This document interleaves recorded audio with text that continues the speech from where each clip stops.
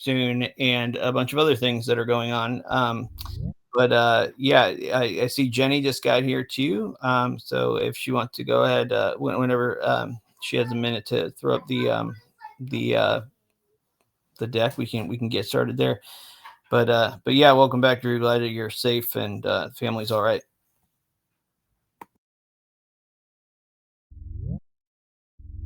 Yeah, thanks. Appreciate it. We'll wait till Jenny gets her loaded up. These decks look so good too. I like the gradients. G Money on that. Yeah. G Money. Yeah, Guillermo created all these colorful decks for us. So thank you, Guillermo. Guillermo has done all of our visuals lately. If you all have seen the Bat Community Twitter graphic updates, they're looking really, really good. Those are from Guillermo too. He also redid the graphics in our Discord. He's crushing it. All right. So Belladone just informed me that he's launching the broadcast and that he's a couple minutes behind. No worries, Belladone, if you can hear me. All good. Okay, but we can get started here with the deck. Awesome. Dive right in. How are you doing, by the way? You all right? Yeah, I'm good. Good. Great. I wanted to, yeah, I didn't want to skip by that. Oh, yeah, no, I'm doing great. Thank you. Yeah, good. All right, so let's get started. I just want to let you all know that we have some more upcoming Twitter Spaces co-hosted with our friends over at Unfungible. So last week we did an interesting one again with our new host Sansa. He's very high energy. It was a very good time. That one was called Web3 Monetization Opportunities, and some of our guests on that panel were DappRadar, Style Protocol, Do, and EC, who many of those guests we've had on numerous times in the past. This week on Friday, we have Making Onboarding Fun and Invisible. So that should be cool, since I think Brave is pretty good at that and succeeds at making onboarding to Web3 fairly easy. So that's with Metropolis World, Unagi, Turnup, and Maury's. And then the following Friday on July 26th, we have the benefits of blockchain technology, and there's a bunch of guests on that panel. That one should be fun. And in addition to spaces that we are hosting on the Attention Token X channel, a couple of our teammates are also doing guest appearances on other channels belonging to clients of Unfungible. So BatEarn is going to be on a panel on July 24th, What's Next for the Crypto Market with Zyro. Luke has been on their panels a couple of times, but I believe that week you're on vacation, Luke. So BatEarn kindly signed up to take your spot. And then cool. and then on July 25th, Guillermo will be representing us on Building Iconic Brands, The Power of IP with Gangster All-Star. So those are upcoming. And then in addition, not mentioned here and not Unfungible related, but certainly X Spaces related, I just want to remind everybody that our Bat ambassador, Scott, aka Crypto Dojo, hosts a twice weekly Twitter Spaces event with official Mr. Dude, who you may know as the host of the Web3 Breakfast podcast. And that show is called Dude and Dojo. And they cover all things Web3, but they also talk about martial arts and a bunch of other topics that they are both interested in. They also do some bat raffles and merch giveaways over there. So definitely check that out. All right. So we have slowly but surely been interviewing with the applicants for Bat Ambassadors Season 4. So in case any of them are watching the stream or the recording or here live, I can't see who's in the room right now because I'm looking at my deck, but I just want to say welcome to all of our Season 4 new recruits. I'm going to be saying this every week for the next several weeks because our interview process will be ongoing. But so far, we've met a lot of awesome people, and we've started bringing them into our Discord and introducing them to our veterans.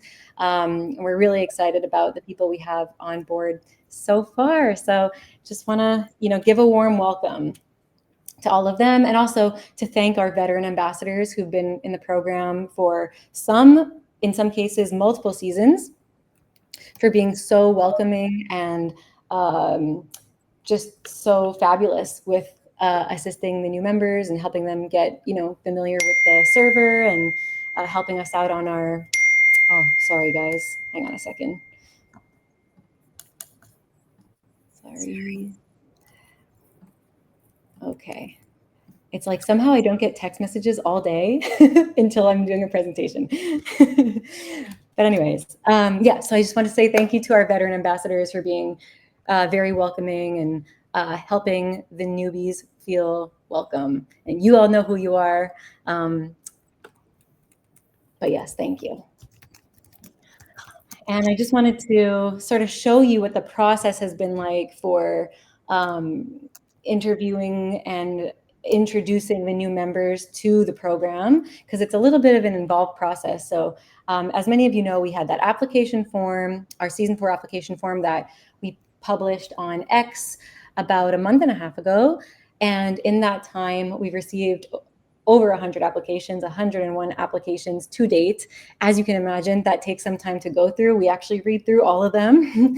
And then once we read through them, we send out an email to the applicant inviting them to schedule a one-on-one call or a two-on-one call with Batrin and I to, just get to know each other a little bit better, walk through the program in a little bit more depth and see if it actually is a good fit for them. And then after the one-on-one interview, we invite them to join our Discord, where they can find the link. Oh, actually, sorry, no, never mind. We then send them the link to join our Monday Bat Ambassadors All Hands call, which takes place every Monday. And we try to have as many Bat Ambassadors join that as possible. Of course, we're a super international program, so it's very difficult to get everybody in one room at the same time. We actually have multiple Monday time slots, but there is like a main time slot that seems to capture most of the time zones. So we invite them to join that.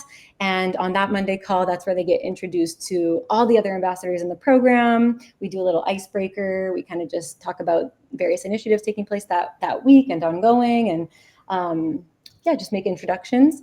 And then after that, we bring them into our role-gated Bat Ambassadors section of the Bat Brigade Discord, which is our hub where we do all of our communicating and planning and all of that fun stuff. So yeah, I don't know if that is helpful, but I just wanted to sort of like clarify the process and explain why it takes so much time, because we actually are trying to build personal relationships with everybody who wants to become part of the program. And in doing that for the last several seasons, that's how we've been able to bring on ambassadors who have become like very good friends, I think, with each other and with us, and also people who want to stick around and continue to help out and to champion Bat Brave, beyond just their 6 to 12 month season. They want to stay on afterwards and continue to help the project, and I think that's amazing. So yeah, just to conclude that, there will be new members onboarded each week. We are scheduling calls, one-to-one calls weekly. So yeah, we'll continue this process for the foreseeable future with our new recruits. And this is just for transparency. Like, this is all for ambassadors, but I just wanted to share with you all some of the stuff that we have planned for them over the coming weeks as we continue to onboard them. And this is how we kind of like get them ready for the program. So we're going to have a couple of info sessions. This is not even all of them. This is just some of the more imminent ones that we have planned. But we're going to be doing a Discord server walkthrough, in particular of the Bat Ambassadors section of the Discord. So we have a whole resources center within that role-gated section that has, ready-made PowerPoint decks that they can utilize, printables like pamphlets, request forms if they want to request supplies for a meetup, if they have a proposal for a certain type of initiative that they want to run, they can submit it through the proposal form. There are all kinds of things in that section that we will walk through with them. And then we also have a headquarters channel, which is like our main communication avenue. We have a channel where people coordinate their submissions for the Echo magazine that Guillermo organizes, and so on and so forth. There's a lot in there. We also plan on doing a BAT ambassador role deep dive. So, for new ambassadors who maybe want to host events or meetups, how to do that. If they want to create content for us, if they want to help manage our social medias, like either a regional BAT account, like, BAT France, BAT Spain, BAT Indonesia, or, in some cases, ambassadors end up helping us out with moderation of our community servers. Because as we continue to scale and there are more and more members in these channels, we're going to need more hands on deck to help with moderation. So many of our BAT ambassadors have been known to help with that. And so on and so forth. We're also going to be doing a brand messaging session where we will cover what we talk about and don't talk about when we talk about BAT and Brave. As a representative for BAT and Brave, we have to know how to message about the brand effectively and appropriately. We're also going to cover the BAT Ambassadors Referral Program, which you all know about. I've covered in depth many times, so I won't go into that. We'll also do a basic security training, and this will be hosted probably by Sam Brown from Brave's security team, where we'll cover, Brave's security principles, but also like basic security principles and best practices to protect yourself online, helpful tools, software and hardware that you can use to keep yourself safe online. And then we're also going to be doing a content creator workshop hosted by Scott, aka Crypto Dojo, who is our one of the few, well, we have a handful, but one of the few content creators from season 3. He has been creating loads of content for BAT and Brave, and he's going to be giving a crash course, teaching people how to get started as content creators, if they want to make content for the program, tips and tricks, all sorts of stuff. It'll be a lot of fun. So yeah, this is really just here for transparency, and so that you all know what we're doing within the program, because you only see the end result a lot of the time, but there's a lot of like training and prep that goes into making a BAT ambassador what they are and getting them ready to represent. And actually, that's it for me. So I'll hand it over to Drew now. Thanks. Thanks, Jenny. Yeah, lots going on with the ambassadors, and it's a great opportunity for folks to, learn and grow in the space, especially people that are interested in maybe, getting into the space or being in Web3. So for those thinking about it, I'd recommend, joining the ambassadors and taking advantage of that. But anyways, going on, I don't have a whole lot as I was out most of last week, but I am back, so happy to be back. Just threw a picture of me walking the dog on this old tree that was kind of sideways to begin with, that the kids play in a lot of times. It busted during the hurricane, so unfortunately that happened. But like I said earlier, other than a few minor things, everything's good, and some wasted time and connectivity last week was rough, but otherwise we're back at it. Next week, the Bitcoin Nashville is going on. I think Carlos from Brave will be there. I'm not sure if anybody else from Brave will be at the conference. Karate Combat is during that event as well, and I will be there, and Moonbeamer will be there, one of the ambassadors, as well as Bows, who's an ambassador, working on maybe getting a few others as well. So that's next week. If you're in the Nashville area, hit us up. We can maybe meet up or, go to the Karate Combat event. And then next month, another event.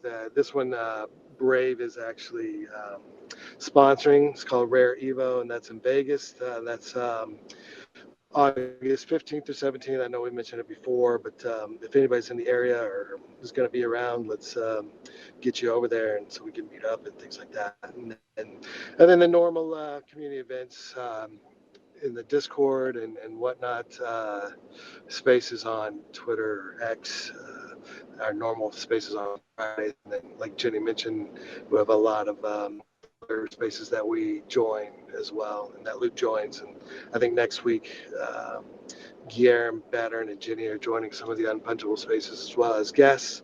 But so that's the main thing. And then also, in addition to the ambassadors, we've got We'll be making some more changes to Discord, the administration, things like that. Be on the- Oh no. Oh, Oh, robot voice.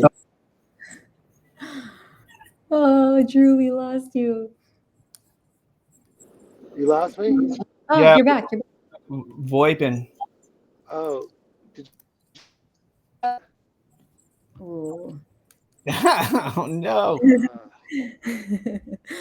Oh no. All right. It's all right, Drew. No problem. If you manage to connect again, then back in. But in the meantime, I can pass it over to Guillermo. Hello, everyone. Well, I Hello. keep it up to the standards that Drew left, and I have an update for Echo.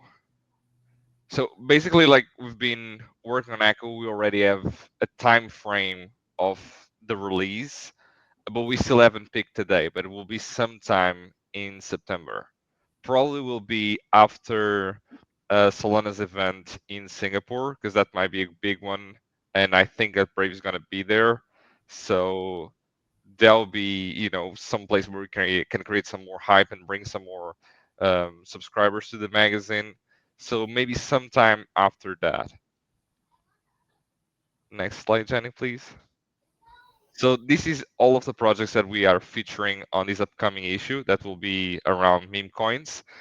So far we have all of this, but I still want more, especially if they are in Solana. I want to focus a little bit more on Solana since the NFT is on Solana. We're exploring a lot of things with Solana, did a lot of partnerships in Solana, so I think it makes more sense to keep it in Solana.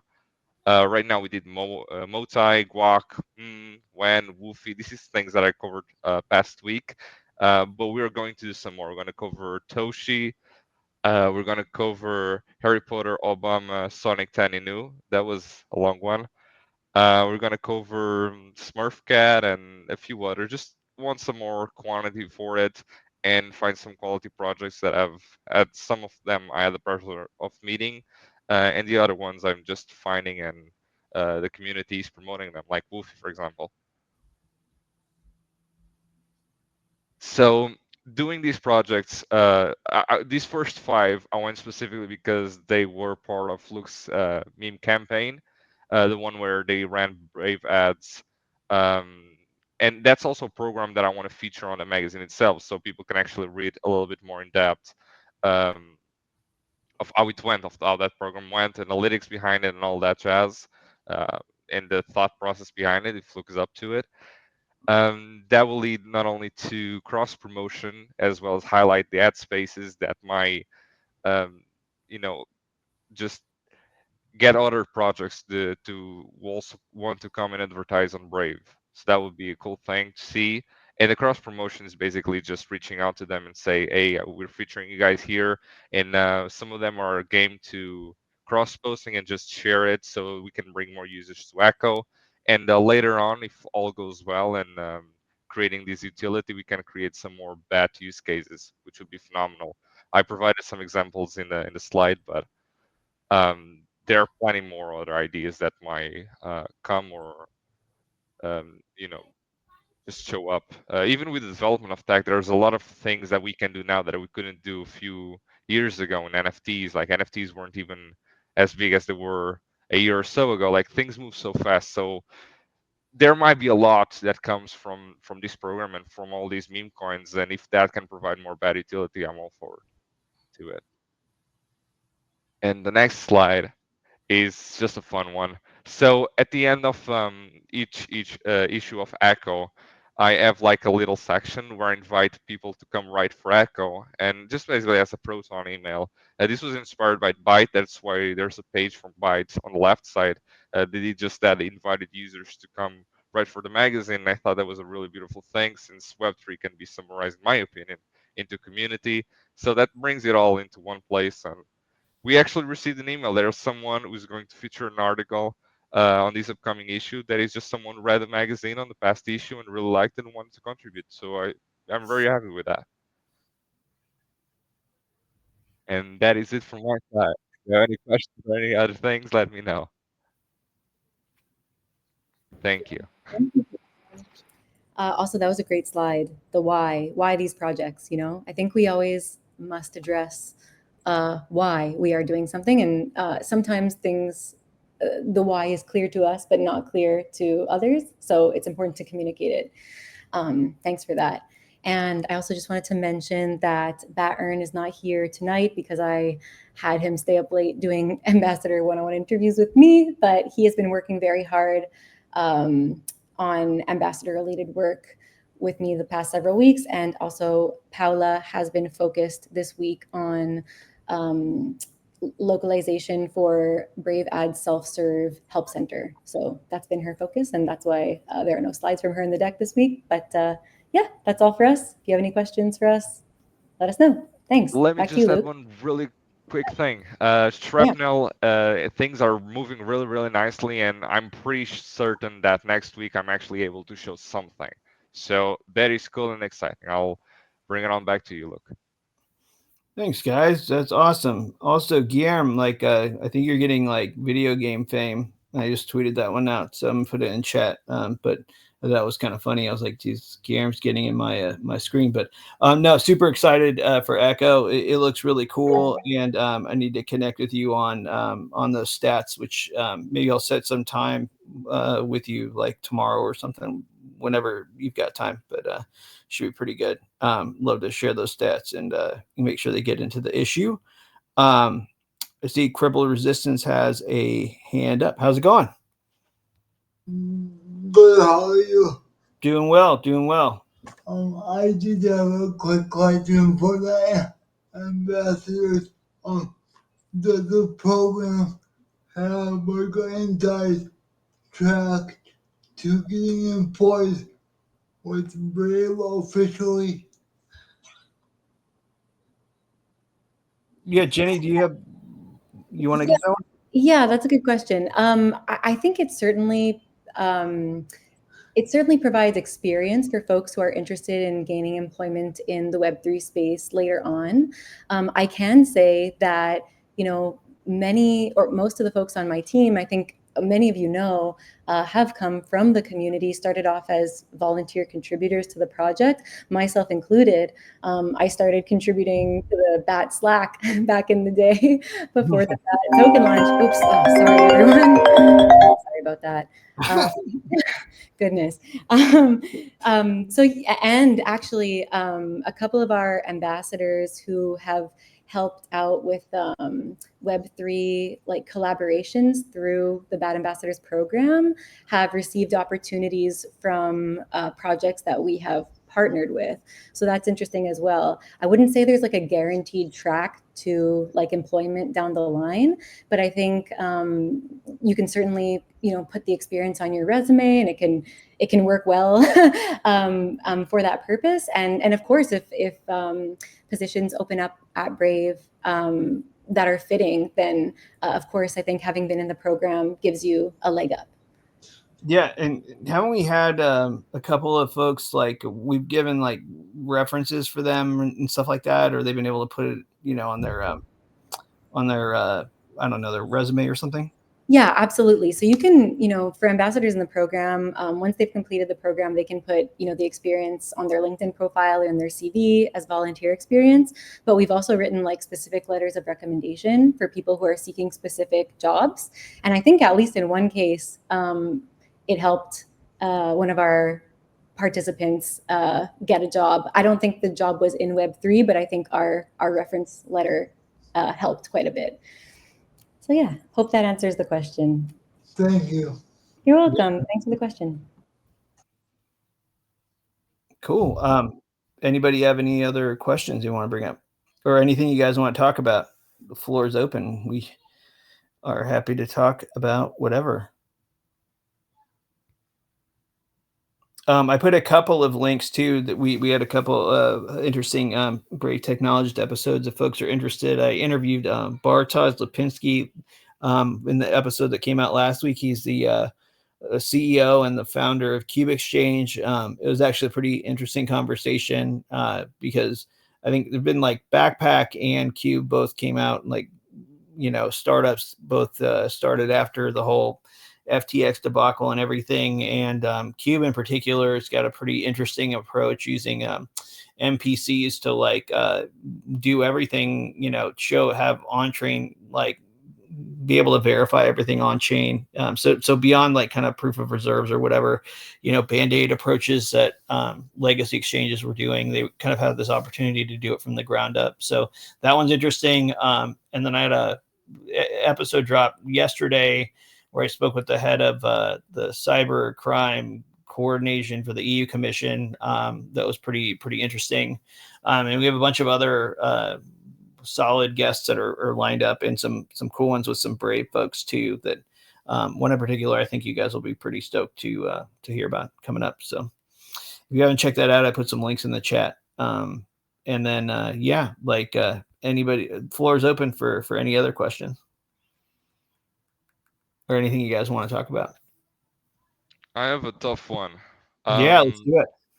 So how about a Brave playlist for Android? It's been a while since I heard something about it. Yeah, I'm not sure. Let me find out what the status is on that really quick. I think there was some updates recently. Hang on. I'll take the opportunity of the silence while we're still searching for that to add that it is still available in Brave Nightly for anyone who wants to try it out in Android. It is possible through Brave Nightly. It's a very smooth experience. Is it behind the flag on Nightly, or is it? It is, yes. Yeah. So you got to go to the feature flag, which but Brave / flags, I believe. Yeah, I want this feature badly. Let's see here. Where are we at with this? Okay, playlist. Yeah. No, so that one will be a good one when it rolls out. Would it also be available on other OS systems like Google's One or Nothing Phone operating system? Well, I know it hooks up to Android Auto, right? And then we're also doing desktop, etc. But I'm not sure if I might be missing what you're saying there. It just if it supports other operating systems, then I'm unsure. Like it might be on my side. There's the Google operating system, and then there's Nothing Phone who runs its own operating system. But overall, it's just a shell of Google's operating system. But unsure if we could run it as soon as it reaches Android. Yeah, I'm not totally sure, but we should. That reminds me, I should have Anthony on again. It'd be good to get some updates from him. Yeah. Also, too, there was a thing that came out recently around Google Chromium support with like this Hangout Meet extension where they were kind of giving their own product preferences, like prioritization in the browser, and we're actually working on removing that. They had it set up to where it was just working. It wasn't a privacy risk. Brendan tweeted about it. I'll put it in chat, but I saw a bunch of questions around this last week and this week. And so in case folks are seeing any chatter around that, I'm going to drop this in the chat here for anybody that wants to see it. Yeah. Let's see here. Anybody else have anything you want to talk about? Floor is open, guys. We have 29 minutes. It is summer though, so. Are there any updates on the billboard? On rewards, I think they're doing No, on billboards. Sorry.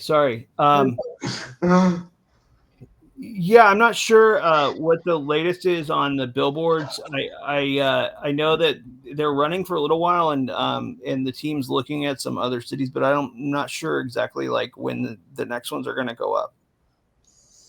But I know that they're like super like happy with how it went, and it was exciting. And I actually just got off the phone with Chesney from marketing, and she was talking about like that they're planning the next phase of them.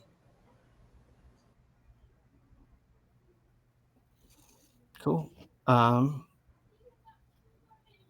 Any news for on-chain rewards? Yeah, so we're actually like doing there's a little bit of like reconfiguration work on the payment settlements, and we've added in a new RPC provider, Helios, that we've been testing out. We're using on the cycle. I think once we get that stable, they're probably going to add some more users to the cohorts on that. We just wanted to get the RPC provider we were using before. We had some really like intermittent issues with the payments, so we had to redo them a bunch of times. But the stuff that they've been testing out with Helios has been really strong so far. So hopefully that makes it stable, and then we can add more users to it. It's Helios live now. So they were testing it. It went through security review. I believe it's pretty close. I don't think it's totally live yet on the user side, but I can double check. Let's see here. Any rough timeline for Brave Wallet Sol updates? For instance, having large amounts of NFTs breaking into the gallery. Yeah, so there's been some work on fee prioritization that's shipped and is riding the trains. That should help with some of the priority fees work. The Helios stuff will be a big improvement. The Sol NFT stuff, I need to double check on the status for that, but I can do that this week and hopefully have an update for you next week, or I can have James come on and provide an update on that, because I know that's one that's been sticking for a while. On-chain reward stuff. So I think they're testing out the new provider and are working on hopefully adding new users to that in the next month or so. Roadmap plans are to finish executing the last roadmap and release a new one. We're doing a state of the BAT post, though. I know we're behind on that. We wanted to get the on-chain reward stuff rocking and a whole bunch of other things that were going on. So state of the BAT post will be coming out pretty soon. And we're working on a pilot roundup that'll come out too. It's almost in review. So lots going on, lots of spinning plates. Anyone else? This is more of like a partnerships question. Yeah. You know, the thing we were working on with like a influencer. You know, she's kind of, you know, we're waiting for that to close up. I was wondering if that was something that like is that something we want to expand onto? You know, like, because a couple of people you know, have reached out to you know, show up to like one of these calls, and then, you know, maybe like be part of like the partnership, the initial swap, like you know, ads for your services, that kind of thing.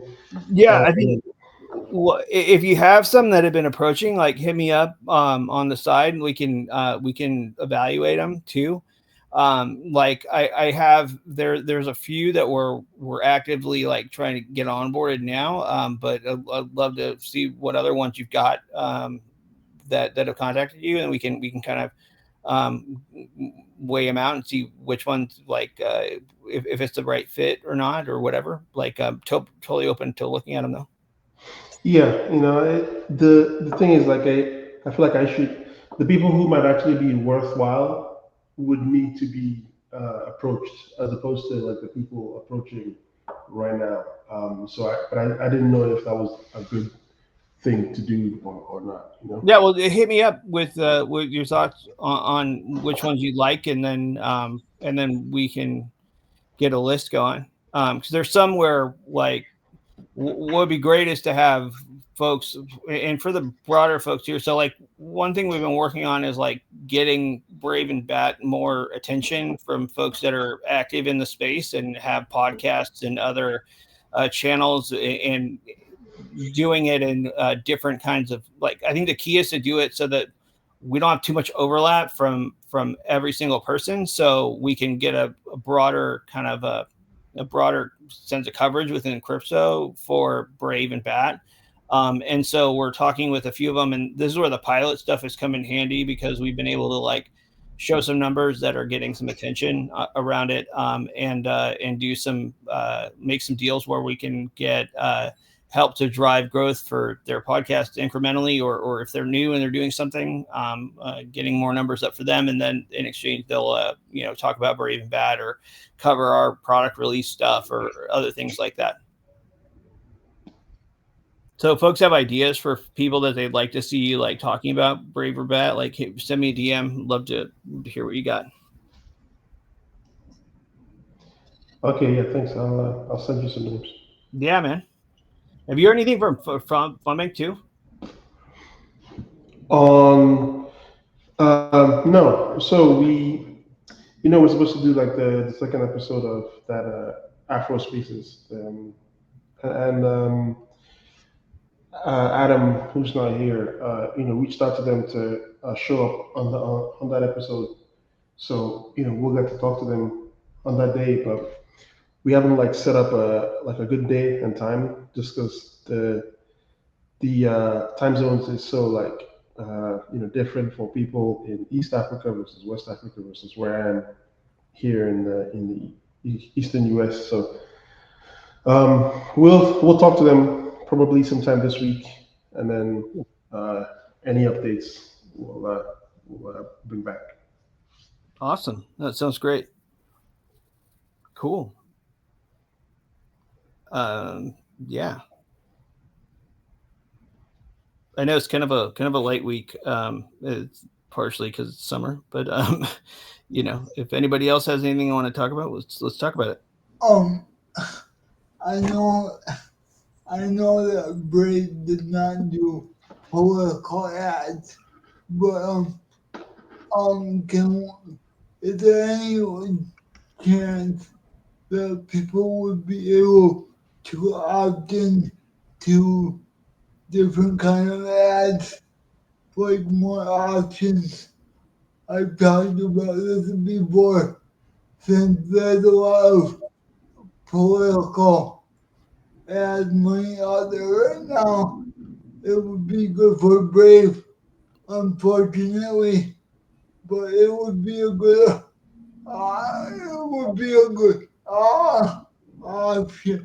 option for people to get ad revenue. Yeah, that's a great question. There's actually like a couple of things happening right now that will help us to broaden like the categories that we're doing. One, and actually met with our head of search ads this morning. We were talking about it. They've been making a ton of progress on the search ad side, and now that that's like gotten more stable, like there are ways that he's working with our ads engineering team on being able to like plug in the search query intent info into some of the other units too, which will let us kind of branch more into like some of these other categories that we were like avoiding initially. Because if a user expresses intent through search for a certain topic, like it's a much stronger signal than us like the browser inferring it, where you could have like false positives and things like that start displaying things that are not relevant but seem like they could contextually be relevant. So we're doing some testing with this on like some gambling type of ads like on search right now, while he's kind of wiring up or working on the plan to wire that stuff up for push notifications and things like that. And so there's a series of that. There have also been a bunch of targeting improvements work that's been done in testing on the ad side for push notifications. We had a bunch of segments that were added that have been refined and tuned. And we also had the pacing issues that were fixed recently. And then that gave us the opportunity to kind of have the ads engineering team do some more work on getting the pacing better, like more overall, so that when a campaign launches, it delivers a lot more evenly throughout the entire span of the campaign. And so there have been a lot of things like that. We've actually, with self-serve, So last month we actually basically almost doubled the size of the amount of campaigns that we onboarded last month. And Lucas from our product marketing side has been actually engaging with a lot of the advertisers that have been coming into self-serve. One, they've been also like making improvements on the website too, and on that onboarding funnel. But we've been getting a lot of user feedback from our advertisers on self-serve, and kind of working on implementing updates and improvements to some of the issues that they bring up, because you kind of have a different customer that comes into self-serve. A lot of times people are testing stuff out with smaller budgets and things like that, and a lot of the optimization tuning that we had in place before was for larger scale budgets. And so the team's been working on kind of making a bunch of improvements there as well, that have been actually like performing pretty well. The pilots have been helpful too, to kind of get production level, data on how those improvements have been working in reality. And so that's been really great. But yeah, I think your point's a good one. And I think that it's a mix of a couple of different things. Like some of the categories, like politics, you're dealing with different rules based on the type of campaign it is, or where it's being advertised, etc. But there's other categories that are broad where it's easier to make changes and updates. And we got actually this last year a lot of interest from like gambling sites and things like that have games of chance and other stuff that we traditionally said no to, but we've been working with our legal counsel on the thing that's hard about it. It's not necessarily a moral issue that has been holding us back there. It's more of one where if you go to like Facebook or Google, when they have these categories like gambling, they're basically like different levels of there's different like program levels that they require the advertiser to go through. So they might say, okay, you have to get certified as a gambling advertiser or whatever. And then based on where they're located, they go through a certain set of checkboxes based on what the local laws are. And so like you might have 20 or 30 different types of criteria that they have to do. And for us, it was always like, well, we didn't have a ton of demand for that, and it's a lot of overhead to manage. But over this past year, we've gotten a lot more demand on that side. So we were actually working on making the policy side easier to manage and doable. So you have like the work on the targeting side, and then you have the work on the policy side that are going to help us to open up more categories, and then just general improvements like on the model and things like that that'll help us to also make more categories available to advertisers. That was a really good question. Andy says, harsh question, but why don't you guys promote the browser via YouTube, Rumble, influencers? I see the browser with the big O, promote via YouTube influencers. It seems like it worked really well for them. It annoys me to see creators I value promote in other browsers than Brave. Plus more Brave users are men and have an interest in crypto. You think more personalization, emotional features would help attract more female users and make it more attractive for advertisers? And last question, do you promote the browser in B2B for companies to use in the office? In a time where cybersecurity becomes more and more important, I'm still impressed by the companies that use Chrome or Edge as their main browser. Yeah, so first off, the YouTube Rumble influencer thing, that was a bit of what we were talking about with Godsend a little bit earlier. So we're working on that. There's different levels. We've done this before too, where we worked with like Bart Baker and with Philip DeFranco and several other YouTube creators in the past. And it's what we found is that there's a certain size of creator that is really great to work with, because they'll sometimes when these creators get very, very huge, they end up becoming like a team of people. And then there's a lot of like gatekeeping going on. And before you know it, they're like wanting things just to have a meeting. And you're like, this is just like a lot to deal with, like, and a lot of cost to market something. On the other hand, like you can find some really like savvy creators that have a big audience that are down to do some experimental, work to figure out what works. Those are the ones we like to work with. We've been getting more active on that front recently, not so much on Rumble, but I think it's a really good area for us to start looking into, especially with how things have been over the past few months, where more and more people are going to Rumble, and Rumble's been more active on, on a lot of policy issues and things like that. I think I also like what their CEO's doing, and a lot of the, conviction he has around free speech and things like that. Like, it's stuff we should be, entertaining more. And it's a good time to get in as they're getting momentum, which would be great. So yeah, I think just to answer that part more clean, or to give you a more clean answer, one, it's like, yes, we're interested. Also, if you have ideas for folks on Rumble or on YouTube that you'd like us to connect with, just send me a DM. I would love to hear them.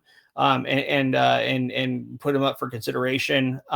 Some of them, like the Mr. Beast and other folks that are like that massive, it just sometimes it falls apart when it comes down to cost. Like they don't become billionaires by like not making money, right? And so once you get past a certain scale, the costs just get prohibitive on working with them.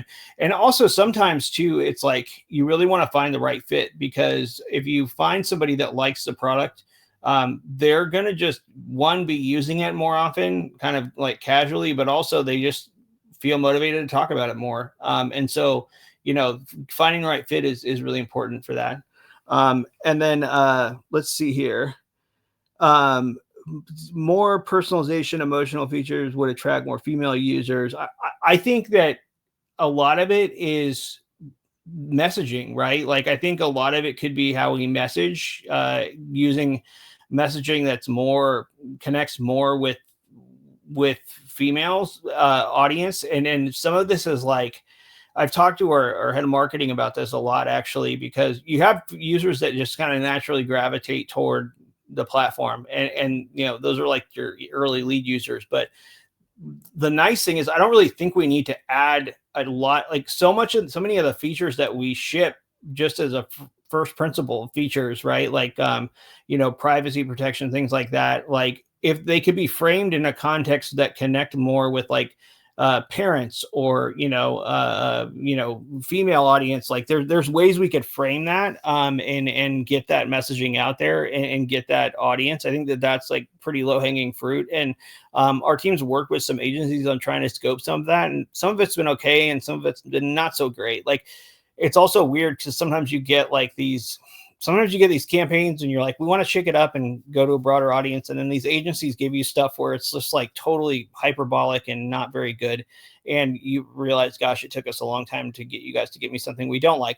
So, it's a bit of a hit or miss kind of thing trying to get this down. But I totally agree. I think that we should be trying to connect more with broader audiences. And, the product, it's like, if you have kids, like I have kids, like I want them using Brave. I don't want them getting tracked by big tech. Like, it's not great. Anyway, there we go.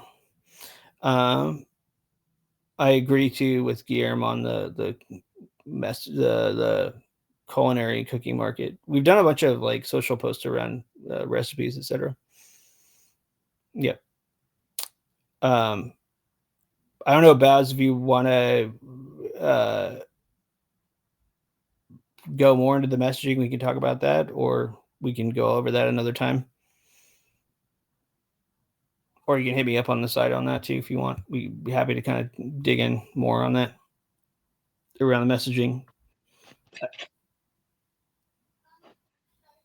Yeah, that might be a better conversation for a different time. Okay. But yeah, I was going to ask. I had a few things. I'm pretty sure I already forgot a few of them. But I was going to ask about.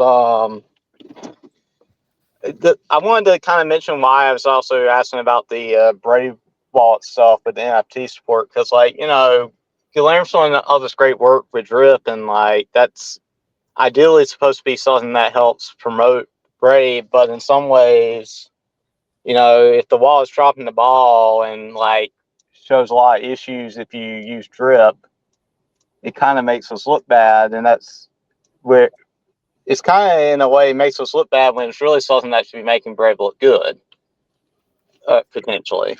So just kind of wanted Let me to just iterate. chime in real quick. The intention is overall not to promote Brave. Of course, like Brave is, indirectly will benefit it with it, but it's mostly to promote BAT. Yeah, I understand, but I mean, inevitably, if we end up in any way getting people who are using Brave like into drip, and then they're also using Brave Vault, and then or trying out Brave Vault for the first time, and then it like mess us up because they get a bunch of drip NFTs. That's gonna potentially make them never use Brave Vault again, and it could be damage to the brand. That's nothing. That's not a complaint about anything Galarium's doing, because everything Galarium's doing is good, as far as I'm concerned, in this area. That's more of just a, I know Brave was looking at even partnering with Drip House on some stuff for a while, and I don't know where that all went, but can't do but so much with that as long as the wallet has issues handling Drip. Other thing I want to mention is the feedback document for bug reporting issues. Notice it hasn't had an update in a while. I wanted to make sure the team at Brave is still aware that it exists and will be updated. I think it's one of those things, so if we don't see any updates from the Brave team on their side, that's probably going to lower how much that resource gets updated on the community and the ambassador side. So just wanted to kind of give a reminder about that. Yeah, no, I think good points. Like on the drip and the NFT side, one, I think one, like first order is to get the transactions for Solana working for just the basics, like dialed in, because we have a couple different things happening all in parallel. Like there's Zcash work, there's some other EVM related work, and then getting the Solana transaction work just functioning with parity is like key. And then I think like the NFT gallery stuff is the follow on to that. I totally hear you though. It really just comes down to like resources and that we can't divide too many people on too many different things at the same time. Otherwise, everything just takes longer, which is already kind of what's happening. So yeah, definitely hear you on that. I think the other thing around the document, I'll check with James on that. I know they've been working on it and knocking out pieces of it. I'm not sure if they've been updating that in the doc or not, but a lot of the progress we've been seeing on like improvements on the wall side, like directly ties back to feedback from that doc. But I'll ping him after this call and see if him and his team can ping on or update the doc. Yeah, and I mean, I get that, I don't want it to become a time sink thing for them. Like I'm aware that sometimes having extra trackers just ends up wasting people's time they could use to fix problems. So, I mean, even if it's just like, hey, I've seen this and we're actually trying, when they first start to work on it, that would be good.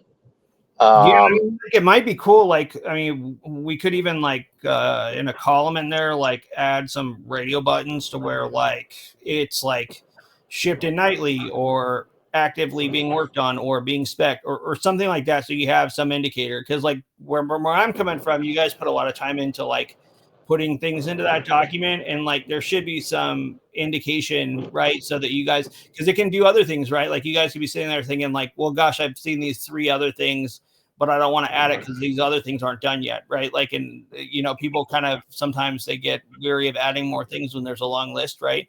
But also some of it's just Gene on our side where we could, like, if you guys are willing to put the effort in as like our wallet cohort, like we should be like updating on that. So I'm going to talk to James like after this call and see if they can update that doc a little more.